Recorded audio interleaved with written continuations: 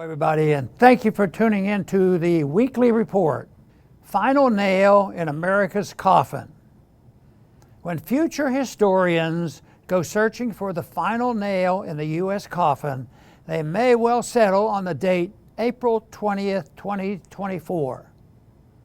On that day, Congress passed legislation to fund 2.5 wars, hand what's left of our privacy over to the CIA and the NSA, and give the U.S. President the power to shut down whatever part of the internet he disagrees with.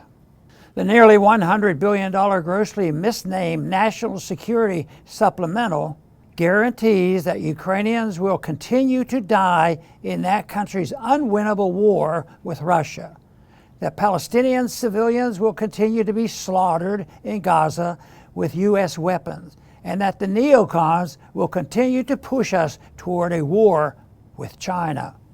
It was a total victory for the war party. The huge spending bill is all about politics for Biden, yet so many Republicans simply went along with it.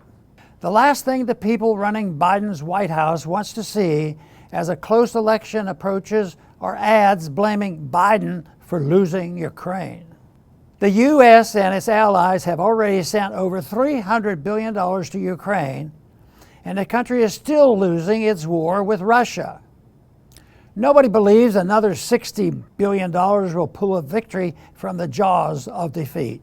But this additional money is meant to keep up appearances until November at the expense of Americans who are forced to pay for it and Ukrainians who are forced to die for it. Speaker Johnson could not have passed these monstrosities without the full support of House Democrats, and as the majority of Republicans voted against more money for Ukraine.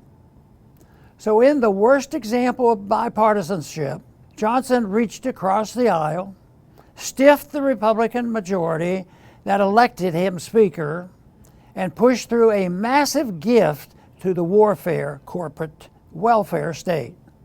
After the House voted to send another $60 billion to notoriously corrupt Ukraine, members waved Ukrainian flags on the House floor and chanted, "Ukraine, Ukraine."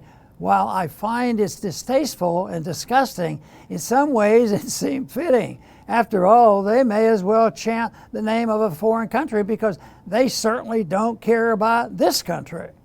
Along with sending $100 billion that we don't have to fund more overseas wars, Speaker Johnson threw in another version of the TikTok ban, which gives Joe Biden and future presidents the power to shut down websites at will by simply declaring them to be foreign adversary controlled.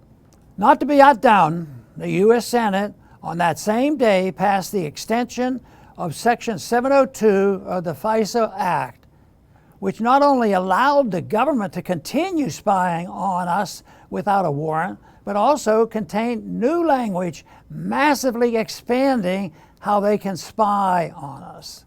Many conservative voters are asking, what's the point of Republican control of the House if the agenda is determined by Democrats? Senate Majority Leader Chuck Schumer is reported to have bragged to his colleagues about how easily Speaker Johnson gave Democrats everything they wanted and asked for nothing in return. What is the silver lining in all this bad news? Most Republicans in the House voted against continuing the Ukraine war. That's a good start. Our ideas are growing, not only across the country, but even in the D.C. swamp. Take courage and don't give up. Work for peace. Thanks for listening.